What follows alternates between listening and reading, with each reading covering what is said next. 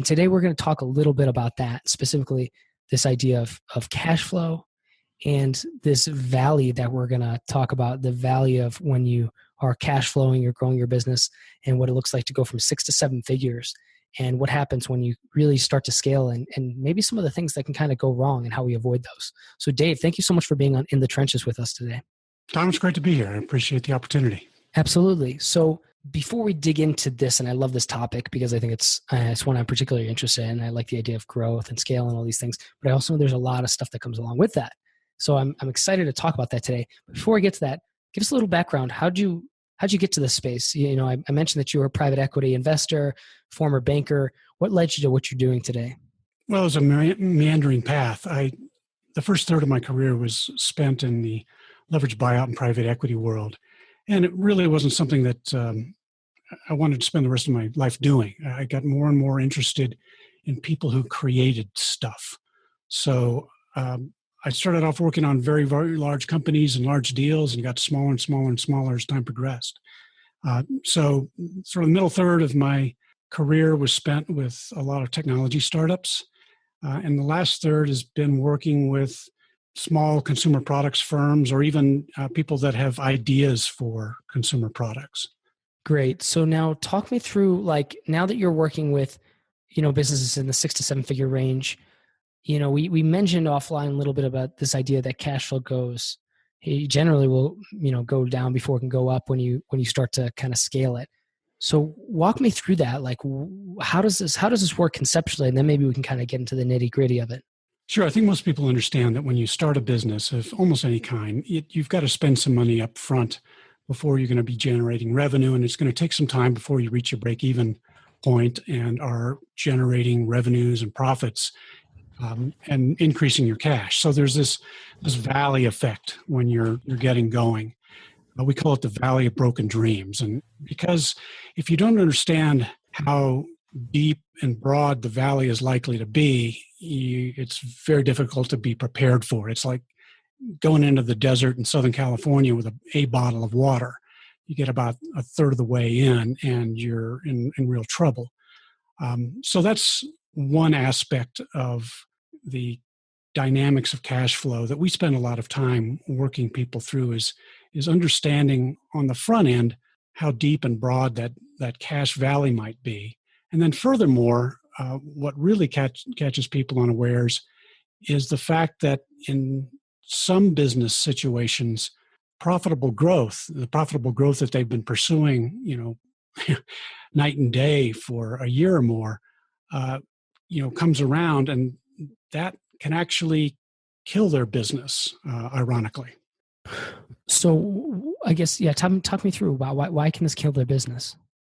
So, a couple things to recognize. One is business profit is kind of like food. You need it to survive, but you can live without it for a while. On the other hand, cash is like oxygen. You just can't go very far without cash. So one of the things that sometimes happens when people go into business, and a lot of creative people that start businesses don't have accounting backgrounds or finance backgrounds. Bankers and accountants don't start companies by and large. But as a consequence, they may not be really skilled users yet of financial statements. So they'll focus in on an income statement and they'll equate profit with cash flow. The problem is with different businesses, the cash cycle really impacts how quickly revenue and profit turn into cash. And what I mean by cash cycle is quite simply the delay between paying for what it takes to create a saleable product or service. In a consumer product business, that would be buying inventory, and the delay between when you get money from your customer.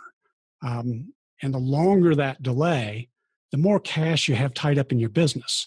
So when you hit the gas and you really start ramping your revenue, in some situations, your cash requirements can grow faster than your cash receipts. And you see kind of your revenue ramp going up to the right, but your cash flow just drops, or your cash balance just drops through the floor as a consequence of your growth. Is this the case both for I mean, obviously, there's the fundamentals are the same for any business. How does this impact, especially kind of digital space businesses? People are selling digital products or something like that. I know there's obviously the fundamentals are the same, but is there anything that we need to consider, like if I'm doing some kind of digital product, like where this changes or any specific considerations? Oh, absolutely. And every business is going to vary a little bit. So digital products have tremendous advantages when it comes to cash flows. I know you're familiar with it. Mm-hmm. For one thing, there's not a physical inventory. Once you make your first copy, you can replicate it very quickly. So it's not like a widget maker who has to stockpile or warehouse lots of inventory and tie up a lot of cash. Furthermore, if you're selling a digital product, you're usually selling direct to the ultimate buyer or user, and they're paying you with a credit card on your e-commerce enabled website, and you're collecting the cash from that sale usually in a matter of a few days. So for a digital products maker, at the margin, the cash cycle is really short. And that's true of service businesses as well. One of the differences, though, of course, with a digital product, like it is with a software as a service business, is there's often a long period up front where you have to create the first copy, the first release, the first ebook. That production cycle is obviously where a lot of cash gets tied up or cash just gets used. But with a digital product, when you hit the gas, the good news is that revenue translates into cash quickly, and this problem is to a large part mitigated.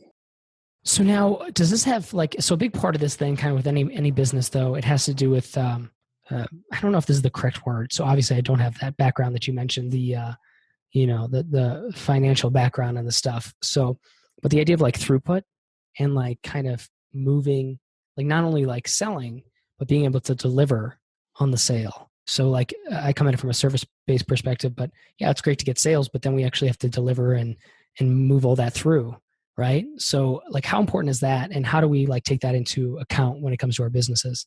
Exactly. That's a good way to think about it. The notion of throughput, that there are stages of a business, and understanding those stages is critical. So if you're making the sale in a service standpoint, you don't always invoice at the time of the sale. You invoice upon delivery, or there's some sort of staged invoicing. And then you, of course, have got to collect on the invoicing. So I was talking to a friend the other day who is the chief operations officer of a pretty sizable information technology services company. And one of the things that they found when this company had been growing very, very rapidly the last few years, is that they were so busy, they just never got around to invoicing their clients. So there could be a delay of 30 days or more between the time they actually hit the service milestone and the date they actually submitted the invoice. And of course, their customers, quite rightly, were going to take full advantage of their 30 or 45-day payment terms upon the receipt of the invoice. So in their case, they were tying up cash for, a month or two extra, because they weren't, following through on the entire sales and execution and collection cycle. Do you find that that's pretty common with, especially smaller businesses? I would just assume, I don't know, but the idea of that piece, collecting money and stuff like that. And can that be a killer? Well, I'm not sure, how common being slow to invoice or collect for small businesses is. I think most of the people that I've run into are pretty attuned to that aspect. What I see as more common is as they start to grow, and when they've started a business, we call them human scale businesses, but solopreneurs, small teams, as they start growing, they experience an overwhelming increase in sort of the administrivia, the bookkeeping, the tracking, the submissions of invoices, all the accounting and bookkeeping work that go along with that, as well as sort of the overhead activities associated with delivery.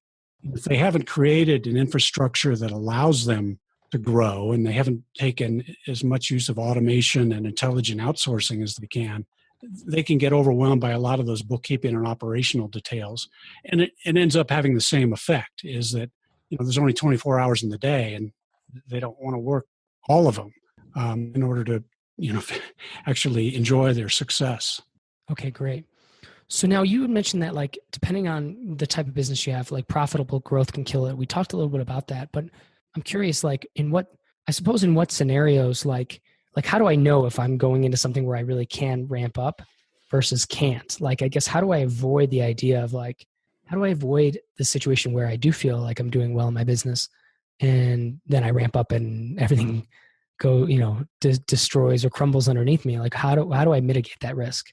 Sure, that's a good question. So I'll give you two answers. I'll give you the short, rule of thumb right up front. So if you look at your income statement and you look at your operating profit, sort of your pre-tax or profit, or maybe just your net profit, sort of the amount of margin that you have after you've paid for everything to run your business. In a consumer products company, that operating margin, that operating profit divided by the revenue, might be in the range of 15 or 20%. So it says when you sell $1 of product, at the end of the day, you're going to be able to accumulate about 10, 15, 20 cents on the dollar of cash. Now, at the same time, for that kind of business, if you're selling indirect, so you're selling through Walmart, for example, you have accounts receivable. Walmart doesn't pay you with a credit card. They're going to take 30, 45, 60 days to pay you. You have inventory. You've got to be able to anticipate uncertain demand, so you've got to have reserves of inventory. So if you add up your accounts, the value of your accounts receivable and the value of your inventory, and look at that in proportion to your revenue. In the case of a lot of consumer products companies, that percentage might be 25, 30, or even 40%, which means for every dollar of sale, you're tying up another 25, 30, 40 cents of cash. So if your operating margin doesn't exceed what's called the net working capital to sales ratio, you're going to need some sort of external source of financing while you're growing. In the form of loans or equity, but you don't have enough internal cash generating capacity to cover those incremental investments, and that covers the delay in your cash collections. So if you've got a service business or a software business or a digital products business, very often your operating margin will exceed any money that you have tied up in accounts receivable, for example. So you can grow and actually generate cash. So that's the sort of the quick income statement ratio kind of test that you can use. Beyond that, it takes simulating your business, doing some modeling to try to anticipate things, and that comes into play when you've got serious seasonality. For instance, over the course of a year, you might be cash flow positive, but depending on your business, if it's really seasonal, you might be cash flow negative for part of those. So it doesn't really help if you think that you can cross the valley of broken dreams, but 3/4 of the way through it, you fall into some abyss that's only about 3 feet wide. So depending on the size of the business and the nature of the business, going through in a little bit more detail and trying to push back the fog of the future a little bit and do some modeling is a really good thing to do. I like it. Okay, interesting. So you mentioned some, a few terms that I think sound really important for people to know. For those who are getting into business, kind of winging it, I can relate. Where's a good kind of like baseline, whether a book or maybe it's your website, for people to kind of like, for somebody like me to look at it and be like, okay, these are the terms I need to know and make sure that my business is operating within these kind of like, key areas versus just kind of winging it. Where do you think is a good place to start? Well, we've on our website have developed a couple of little mini courses, one called Understanding the Cash Cycle and one called Reaching Break-Even Cash Flow, which we think are pretty good places to start. And we try to reduce the amount of jargon. There's a lot of jargon in finance and accounting. Some of it's useful, a lot of it isn't. And we do our best to try to present some of these ideas in plain English. The ideas are not difficult. They get wrapped in sort of complexity sometimes to make people who are accounting and finance specialists seem smart somehow, but they're really pretty straightforward. If you can figure out how to create a saleable product and find customers, you can figure this stuff out. So our site is a place to start. There are lots of resources available online about accounting and finance terms. So, a recommendation would be whenever you run across one of these terms that just doesn't make sense off the top of your head, it takes about 15 seconds to Google it and figure it out.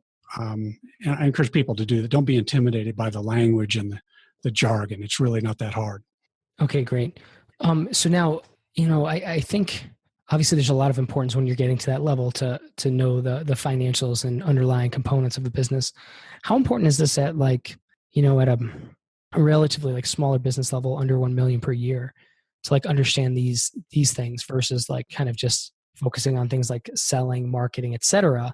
And specifically in the context of, if somebody learns this stuff, kind of learns the fundamentals and understands the accounting and those kind of principles, is that something that you've seen that can help somebody actually improve their business, their core business? Yeah. And one of the reasons it helps is it helps you anticipate the ramifications of your success. And it's easy when you're at the early stage of a business to dismiss some of these secondary issues as high-class problems. I hear that phrase quite a bit. And people say that flippantly if they haven't lived through those high-class problems. Those high-class problems are as deadly to your business as not being able to find customers when you're getting started.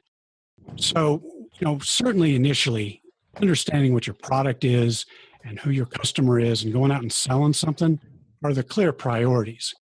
These issues follow up on the heels of your success, though, and that's where people get caught flat-footed. Sometimes they don't dare to think about what's going to happen when they're successful, and these kinds of complications come at them really fast as they start to grow. So if you've got a lot of cash reserves and you're comfortable with that, you don't have to be spending a lot of time working on your cash cycle, not up front. If you don't want to spend all that money, you probably should, at least to do sort of that first step. If you say, well, I've got my product created, my digital product created, I'm going to be selling direct to consumers online with e-commerce. I don't have inventory, I don't have fixed expenditures, I don't have accounts receivable. This isn't a real big problem for you.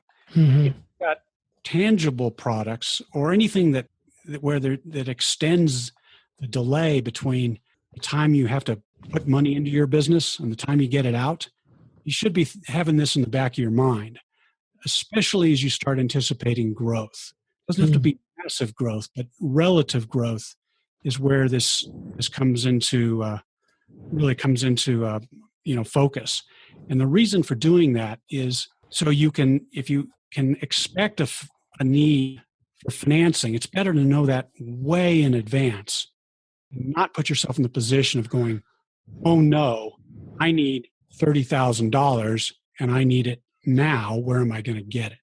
Because there's only two outcomes when you find yourself in that situation. Either the answer is no, or alternatively, you find yourself considering something like a merchant cash advance, which can be rapaciously expensive. Good stuff. Fantastic. And so, okay, so we get this stuff straight. We, again, I guess I'm curious here. Here's a good one. What are the most common problems that you've seen that are also probably or possibly the most preventable? That you've seen from your consulting experience and just kind of working with businesses at the 6 to 7 figure range.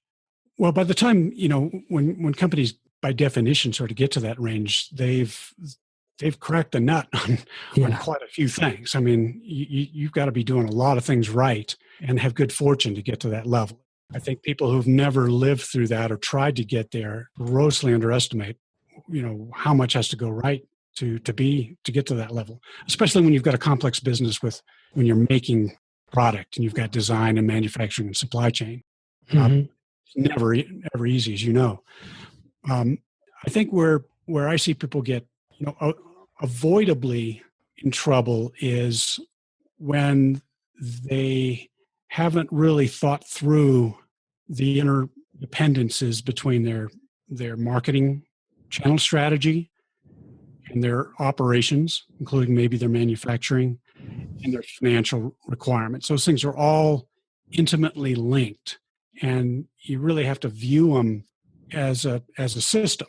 And a lot of business education, for instance, is treat those things as if they're in part of different domains. You got operations people and admin people and finance people and marketing people, and nobody talks to each other. But in our size of companies, the people that we care most about, those things are intimately connected and very hard to tease out. It's not a failure of imagination or intelligence, but oftentimes inexperience with the tools and the methods for kind of figuring out how those things are related to one another. So I'll give you an example. In a lot of the businesses that I work with, people start selling online. They've got a cool product, and they've got a really good sense of who their target audience is and how to speak to them and create an authentic connection. So they create a really nice Shopify site and set up their third-party logistics and start offering their product for sale. And then nothing happens because it takes some time to build an audience and awareness. In the meantime, they might panic a little bit. And in order to boost their revenue growth, they'll start seeking wholesale customers, who can buy a lot. Of course, they'll pay less. They'll probably pay about 50% less, but they can see sales growth. But what they haven't necessarily thought through is the impact of that marketing choice on those working capital components, things like inventory and accounts receivable, but also the amount of time that they have to spend with customer service. People like Walmart and Target demand a lot of handholding, and you got to jump through their hoops, and it takes a huge amount of time. So that's where I see a lot of companies having challenges because they've used some of their sales and marketing decisions as sort of independent of kind of the back end of the shop, the other half of the company. I love it. Well, Dave, this is so great to have this conversation with you because I think it provides some really great insights into a lot of things we just don't talk about because what we see in the online space and everywhere, print, TV, whatever, is, all those is that idea of like survivor bias. We're just seeing the success stories. And unfortunately, I think a lot of the failures come with some of the topics we talked about, not knowing, what is going to affect cash flow or if growth is going to actually hurt us.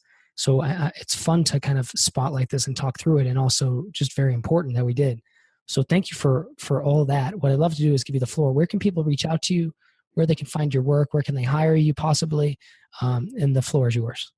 Well, I appreciate it. So if you're interested in learning more, please go to our website. It's called humanscalebusiness.org. And on our homepage, you'll see a couple of things. You'll see a couple of the courses that I mentioned. You can get a sense of the topics that we cover in our blog, and we've got our own little podcast. If in doubt, there's a button right on the top of the page called Schedule a Free Call. I would be delighted to chat with you for free and try to be helpful to you and see if there's anything that we can do in the realm of cash flow modeling or strategy that could help you succeed with your business. I love it. Thank you so much, Dave, and I really appreciate you being on In the Trenches. Thank you. Thank you for listening to In the Trenches. Your creative work doesn't stop here. Join the Resistance, the small but growing army of entrepreneurs and artists putting a dent in the world at www.tommorkis.com. Never fight alone. Join the Resistance.